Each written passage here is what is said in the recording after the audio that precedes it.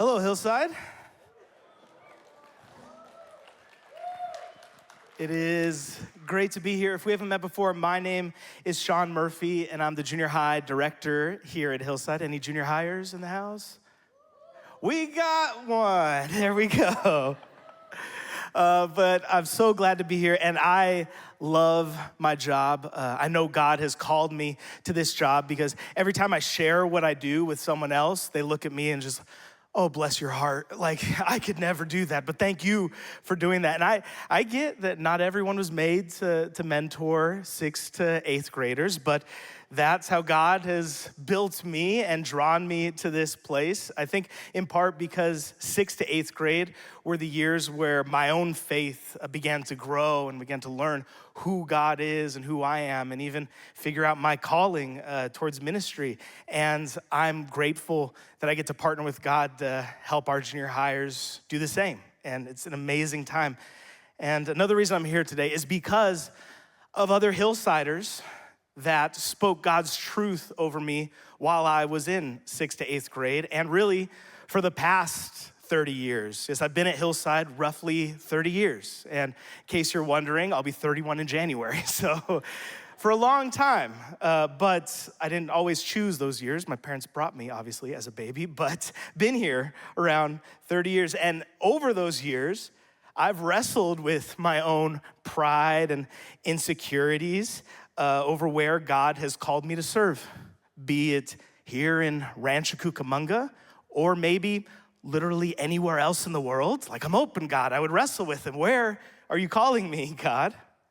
And I've wrestled with still attending the church that I grew up in. I mean, there's still some people that attend Hillside that changed my diapers when I was a baby. Like, how do you get over that? Like, I look, hi, how you doing? I'm gonna lead you spiritually. Okay. But joking aside, in that wrestling and in that tension, God, over the years, kept leading me back to a passage in the Old Testament, the book of 1 Kings, specifically 1 Kings 19, where God asks his prophet Elijah this very important question: what are you doing here? God asked Elijah this question, and at times I felt God asking me this question: what am I doing here? Me even asking, God, what am I doing here? And I thought this was a good question for the last gathering of 2024 as we head into the new year. What are you doing here? Now, you all are sitting here, hopefully still listening to me teach, and you're watching online, but a little deeper than that, what's led you to this point in life? What's happened this past year to you physically, emotionally, spiritually? What are the life changes, the hurts, the joys? What are the feelings and emotions that have led you to this point right now? What are you doing here? And before we make our own wishes and resolutions for 2025, I think it's an important and a great opportunity to take the time and try and get a clear vision of our present, where we're at, and then see where God might be calling us into the future. See, God uses this question, what are you doing here, to draw Elijah out of a really difficult place that he's in, and draw Elijah into God's presence and into a mission that God has for him. And I think God could use that question to help us realize the same and recognize this truth in our lives, that God's vision and mission for our lives is greater than anything we can come up with ourselves, greater than anything the world can tell us. That God's vision and mission for our lives is greater. And this question will help us understand that. And before we unpack this truth in the book of 1 Kings 19, we're gonna do a quick dive into some of the context of what is going on in this world and God's people and this portion of the Bible. What's going on here? So some background for 1 Kings 19, the passage we're going to, that the kingdom of the people of God is split into two. Cultural and political tensions have divided the kingdom. There's kings over both, Israel in the north and Judah in the south. And the kings over these two kingdoms, they're in one of two categories. They did what was pleasing in the Lord's sight, or they did what was evil in the Lord's sight. Which do you think had more kings, the good or the evil? Evil, good, nice. No, not nice, very evil. There are a lot of evil kings, but God does not give up on his people. Prophets, spokespeople for God, people that God anoints, they tried to bring the people back to God, to the love and worship of the one true God. God does not give up on them. He sends prophets. And God even sends the prophets to two of the most evil people we see in our passage, King Ahab and Queen Jezebel. They turn from God. They worship false gods, idols, evil in that land. And even in 1 Kings chapter 16, there's a verse that describes King Ahab like this, that King Ahab did more to arouse the anger of the Lord, the God of Israel, than did all of the kings of Israel before him.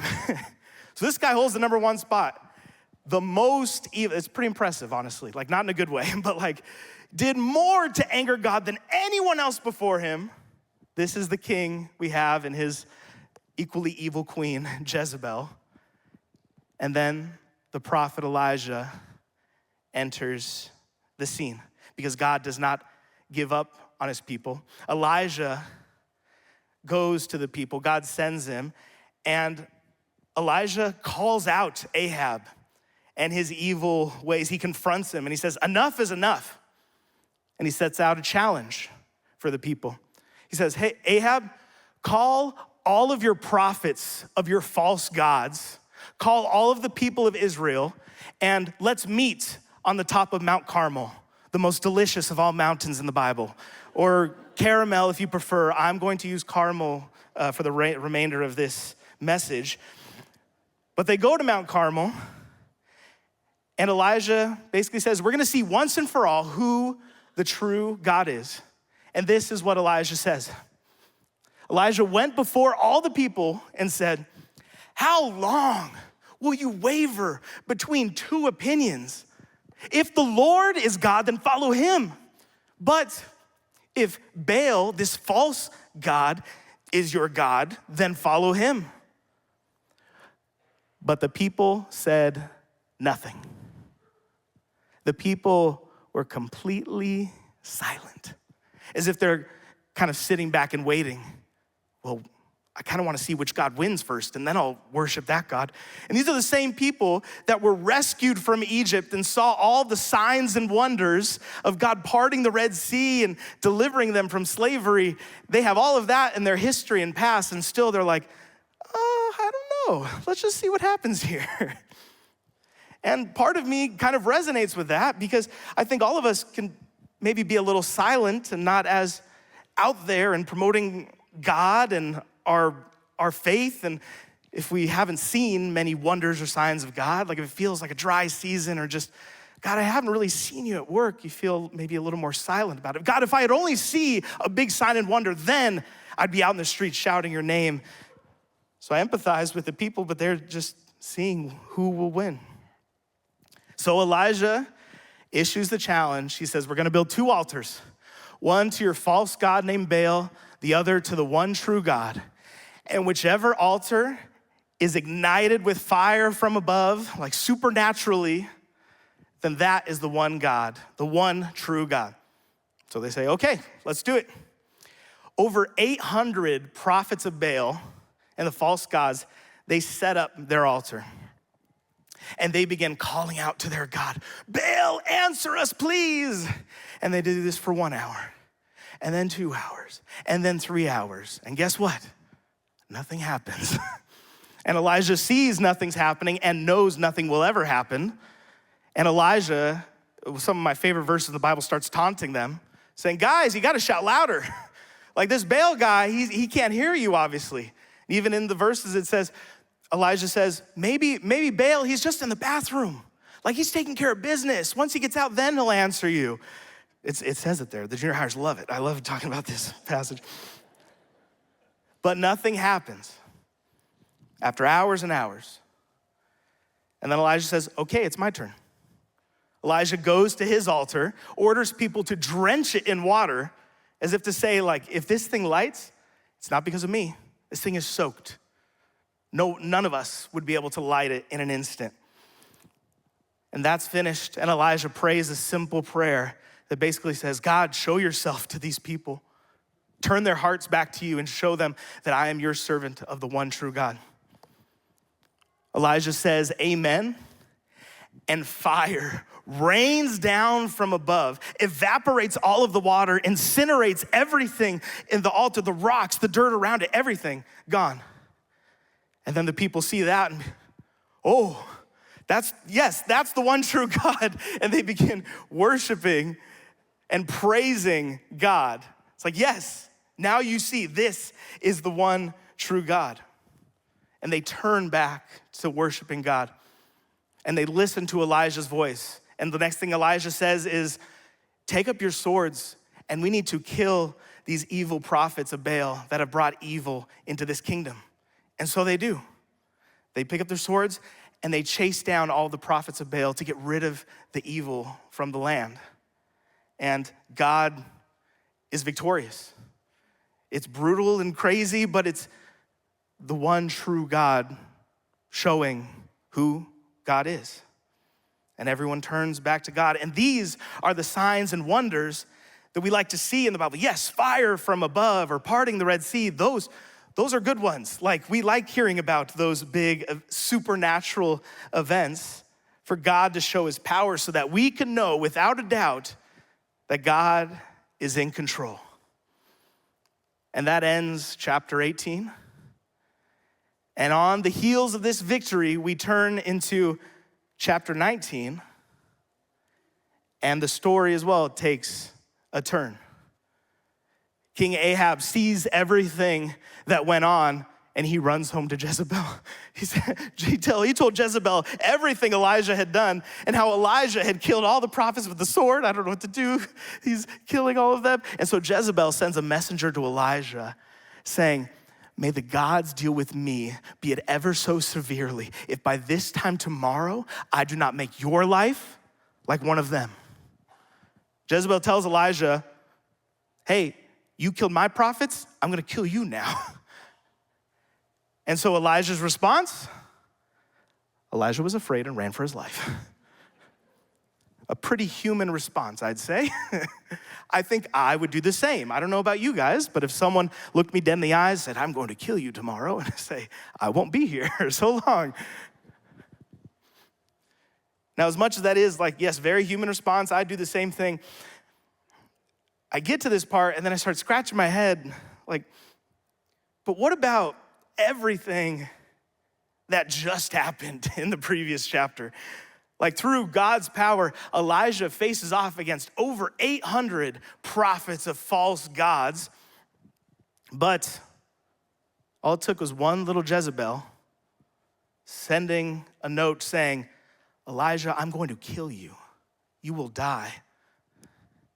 And suddenly, the victory of the Lord and the people turning back to God just fades away from Elijah's vision.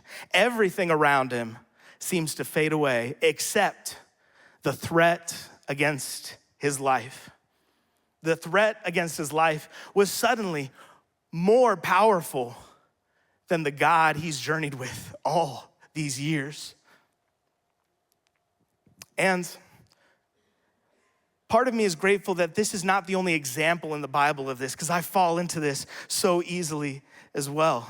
But we see in Exodus chapter 16, the Israelites, they're freed from slavery in Egypt, all the signs and wonders from above, God proving his power, parting the sea, and they go off into the desert. They're free, heading towards the promised land. But then their stomachs start to hurt a little, and they get a little hungry, and they turn to one another and they start grumbling, and they say, at least when we were slaves, we ate a little bit more. I think I wish I was a slave rather than starving out here in the desert. I can only imagine God looking at them and said, but you're free. I'm leading you to a good place. It's like, but right now I'm hungry. And Peter, many, many books of the Bible later, one of Jesus' closest friends and disciples, when Jesus is on trial and Peter's sitting around a fire, people are questioning him like, hey, you've been with Jesus. You know Jesus, right? And Peter, in fear of arrest or even death, says, no. I never knew him. I never knew him. I never knew him. And I think about that, and I think of moments in my life where my vision of who God is has been confused and blurred, and I forget as well. And for any of us, like when businesses fail, when loved ones pass, when friendships end, and expectations are crushed, and it can be tough to remember our present and powerful God in the face of those things. And hardships can warp our vision, warp our perspective of the power and presence of God. And it can leave us questioning our present. What am I doing here? Is this the right path that I'm on? It can leave us questioning our future. But when our vision is blurred, we know this truth, and we can lean back on this, that God's vision and mission for our lives is greater. Sometimes we can only see the things right in front of our face, and when we're in hardships, that's all we see. But thank God that God's vision and mission for our lives is greater. But do we actually believe that? Like in our moments of doubt and confusion, do we believe that God has something greater in store beyond what's right in front of us?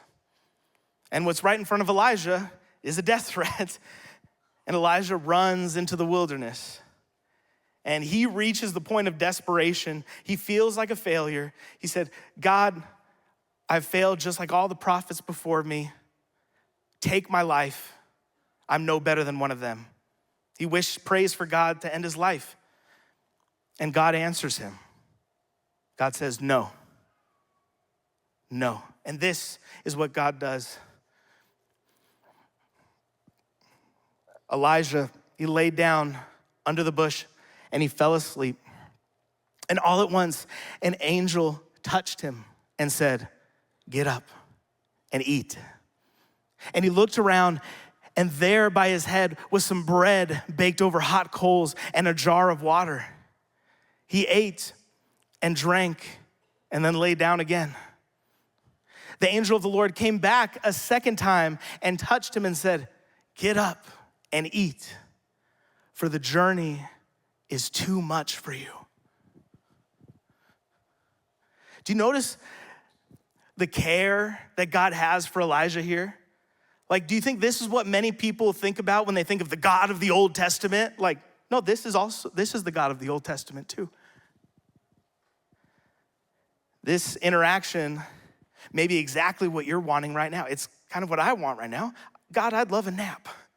I'd love to lay down under a tree and then to wake up and find a charcuterie board custom made by Jesus Christ right by me. Oh, lovely, thank you. That sounds great. It happened twice. But then the angel of the Lord wakes Elijah that second time and says, hey, get up and eat, because the journey ahead, it's too great for you alone, Elijah. But God cares for him and knows that, and God's leading him somewhere. Elijah travels into the desert 40 days and 40 nights.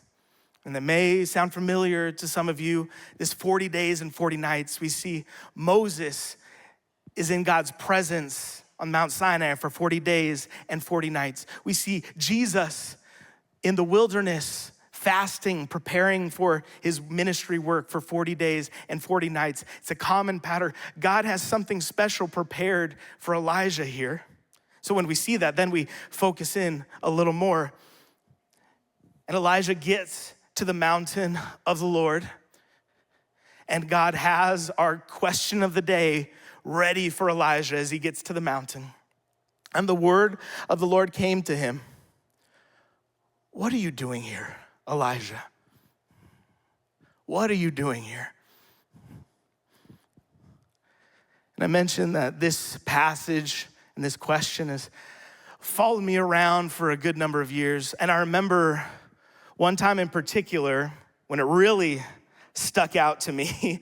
It was March of 2017, a few months before I was gonna get married. I was engaged to my wife, Rebecca. We're sitting in our car, a little Honda Civic, right outside the Bank of America, because we're gonna go in and get a joint bank account, and it was gonna be great, and wasn't sure what that was. We're combining stuff, okay? We're checking off all these lists of things we needed to do before the wedding, and as I'm sitting in the car, I reach for the handle to get out of the car, and suddenly my hand kind of freezes and shakes a little bit, and I find it's harder to breathe, and I start to perspire a little bit, just as I'm doing now. I did that just for this example. But I realized later that I was having my very first panic attack because these thoughts and feelings I'd kind of pushed down for a while started to bubble up again. And these thoughts kept repeating in my brain of, Sean, you were born here, you will live here, and you will die here.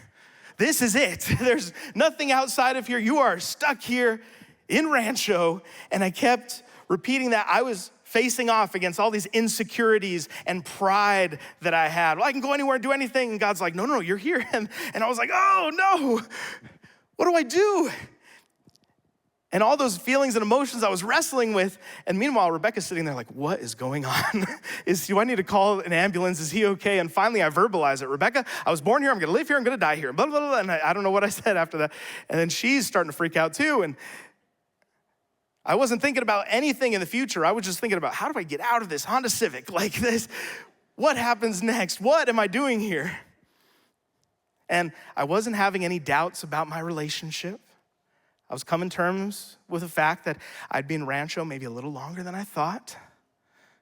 And I kind of just didn't want to be like a character in a Hallmark movie, like, oh, there's that sweet couple from Rancho that's always there. We know when we come back, we could visit them. And it's like, part of me was like, no, I don't want that. But I mean, fast forward to now, like, I'm so glad that I'm here and that I stayed.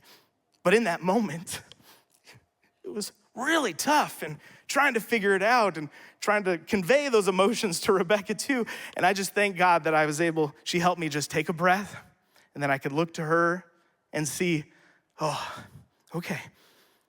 God has good plans in store for me. I know that, and I need to trust that. But I still needed to wrestle with those pride and insecurity and emotions, because those were real too. But I'm thankful that I can hold Rebecca's hand and say, okay, let's get out of this car and get that joint bank account. But God asks Elijah this question, what are you doing here, Elijah? And I tend to read Elijah's response as if Elijah too is on top of the mountain sitting in his own Honda Civic. And he replies to God, I've been very zealous for the Lord God Almighty. The Israelites have rejected your covenant, torn down your altars, and put your prophets to death with the sword. I am the only one left. And now they're trying to kill me too. And what do we see in this? In his response, we see fear, anger, confusion, hopelessness. That's what Elijah's trying to convey to God. And as we were thinking through this passage, Pastor Aaron reminded me of a quote that I think fits in so well and ties so many things together. Feelings are great servants, but terrible masters. Feelings are great servants, but terrible masters. Our feelings help inform what we do, but should not control what we do or who we are. And the fear in Elijah's heart, again, becomes stronger than the God of the universe. So how is God going to rescue Elijah from this threat of death? Is this where the angel armies come in and free all the people and vanquish the enemy? Not quite. But it leads to the climax of Elijah's story, the passage that everything's pointing to, that I think all of us should lean in and see how God responds. in this situation. The Lord said, go out and stand on the mountain in the presence of the Lord, for the Lord is about to pass by. Then a great and powerful wind tore the mountains apart and shattered the rocks before the Lord, but the Lord was not in the wind. And after the wind, there was an earthquake, but the Lord was not in the earthquake. And after the earthquake came a fire, but the Lord was not in the fire. And after the fire came a gentle whisper. When Elijah heard it, he pulled the cloak over his face and he went out and stood at the mouth of the cave. Then a voice said to him, what are you doing here, Elijah? What are you doing here? And on its own, it's an amazing passage. It's a beautiful passage. But we see God has shown himself in the past through supernatural events, through fires. Even in the last chapter, we saw God revealed himself through fire. But the fire, wind, and earthquake, they may have been from God, but God was not in it. Something else draws Elijah out. What draws Elijah out? Whisper. And there's a stark contrast between the two. All these big elements coming through and then the whisper, and Elijah doesn't miss it. The whisper draws Elijah out to hear God ask him again, what are you doing here, Elijah? And I see this as the signs we want versus the whispers we need. Like maybe we're waiting, God, I'm ready to follow you into the new year. Show me fire from the sky, or fill in the blank of whatever big grand miracle we want to see. When God may be saying, hey, I'm here. Slow down. Listen to my voice. Maybe look for me in a place you're not expecting. And as God asks Elijah again a second time, what are you doing here, Elijah? Elijah gives the exact same response back to God. God, I've been zealous in following you. I've been faithful to you, but they've turned their back on you. They've murdered your prophets, and they're gonna kill me too. So God hears this response from Elijah, and God has his own response for him.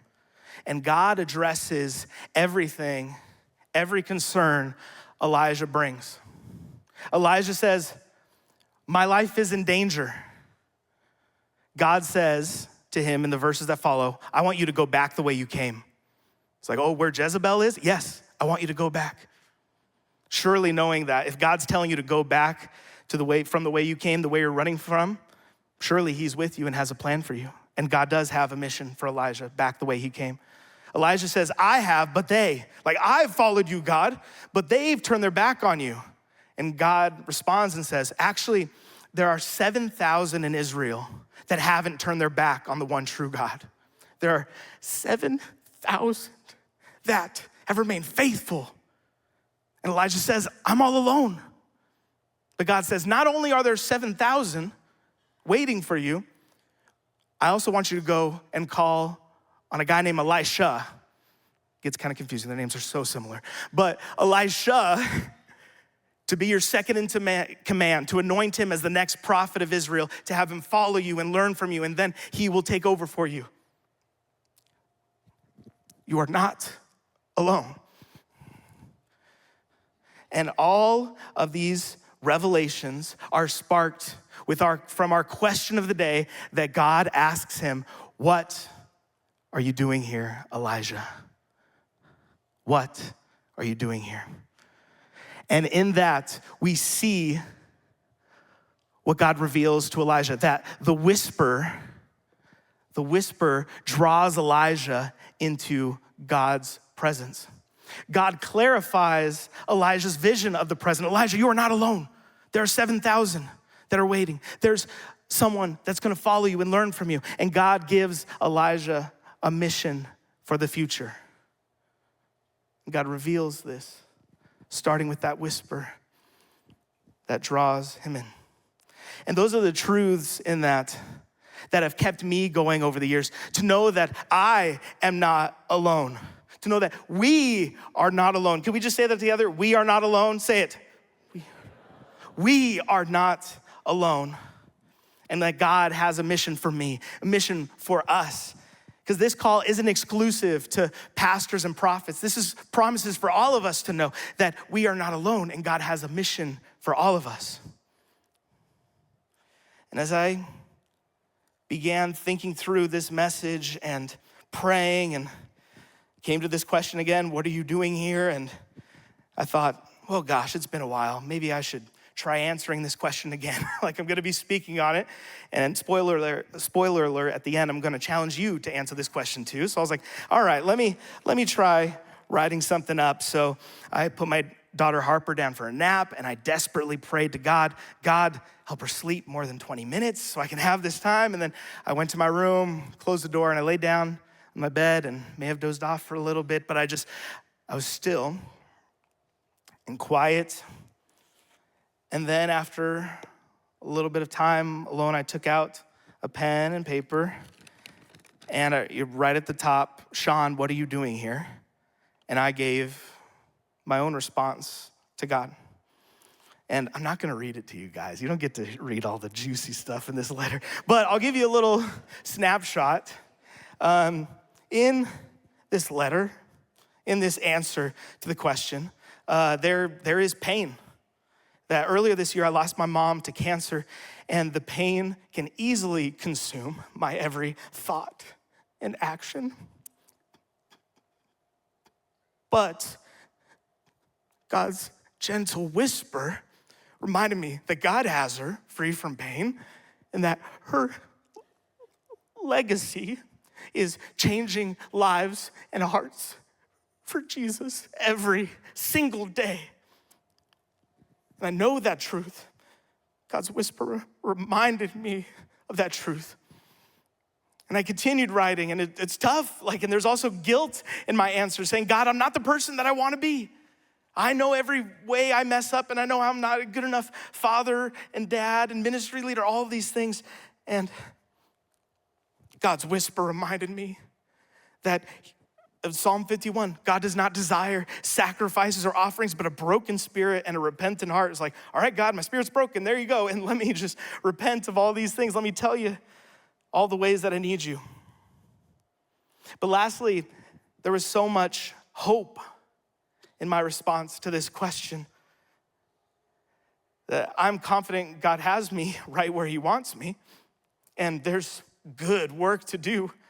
And if you spent an hour in our kids, students, and young adults ministry and live to tell the tale, you know that there's so much hope in those spaces that God is stirring up passionate followers of Jesus in these ministries.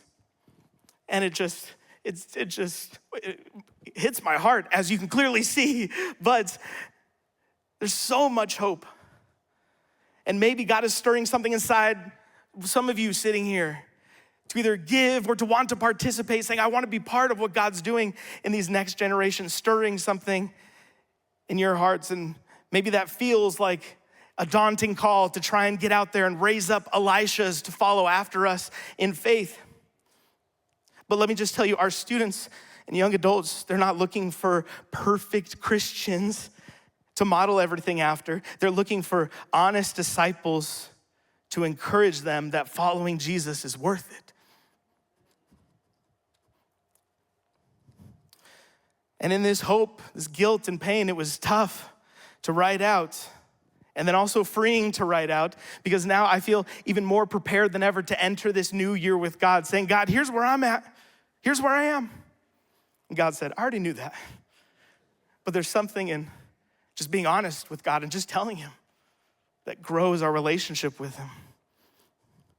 And while that's a bit of my answer, I ask you, what's your answer? Are you right now in your own Honda Civic just trying to get out? Like, what's your Honda Civic? That's the good question for the day.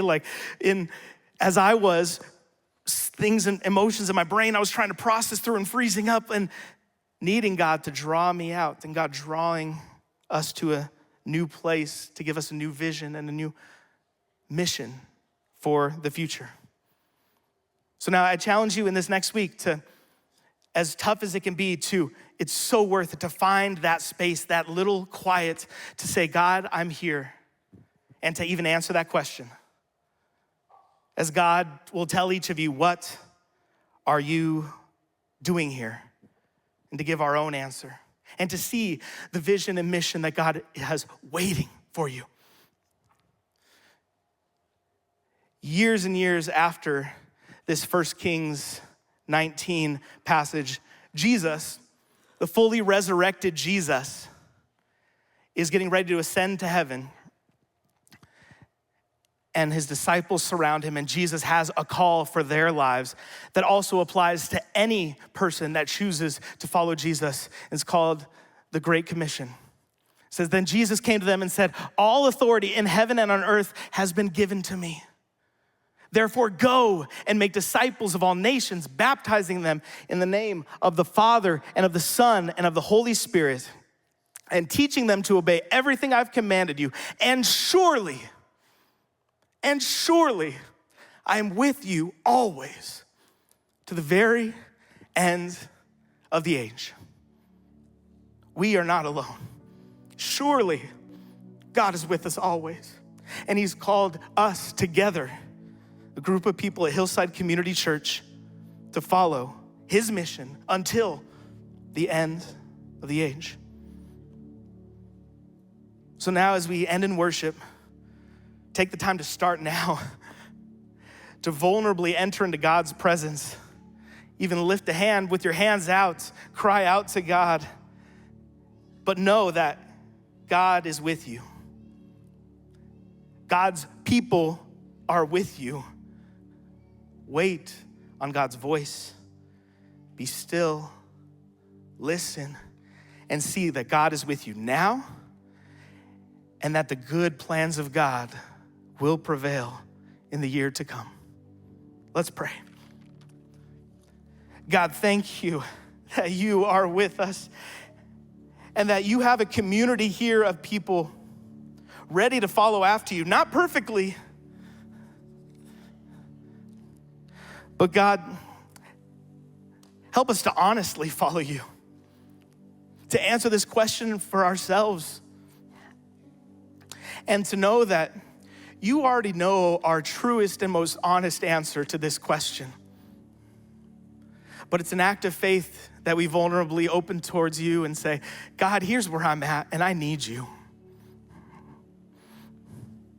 Thank you for your love, God, your care for us, and that in all the ways that we may get distracted, in all the ways that we may be unsure of where we're at, God, you know, your gentle whisper can remind us that you see where we're at so clearly and the path you have laid out in front of us.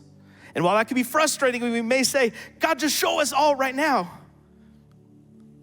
Help us to trust that your gentle whisper will lead us to where we need to be. For now, until the end of the age, surely you are with us always. And we thank you for that hope. And in your name, everybody said,